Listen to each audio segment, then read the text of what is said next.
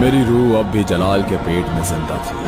मुझे यकीन है कि हमजाद भी शाजिया के अंदर ही कैद होगा। दिन बीत गए और मैं अंधेरों में सिमटा बस एक ही सोच में था, क्या मुझे कभी इस कैद से आजादी मिलेगी?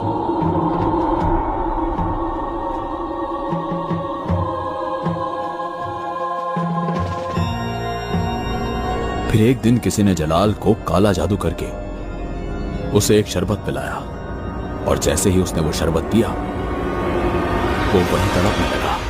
उसका शरीर एक अजीब से दर्द से पिसने लगा और फिर उसकी चीखें हवाओं में गूंजने लगी।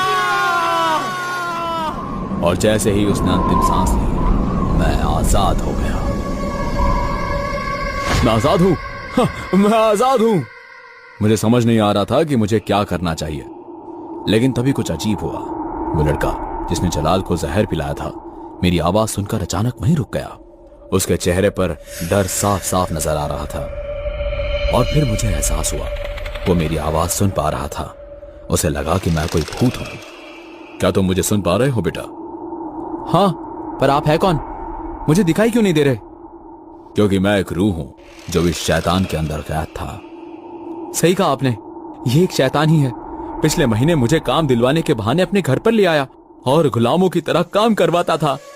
इसने मुझ पर और मेरी बेवा माँ पर बहुत जुल्म किए हैं। कई दफा तो हमें भूखे पेट ही सोना पड़ता था। ये एक निहायत ही दरिंदा था जो हमेशा मेरी बेवा माँ को गंदी नजर से देखता था। जब मुझे ये बात पता चली तो मैंने इस शैतान को मौत के घाट उतारने की ठान ली और फिर मैंने पता लगाया कि इसे मारने का सिर्फ एक ही तरीका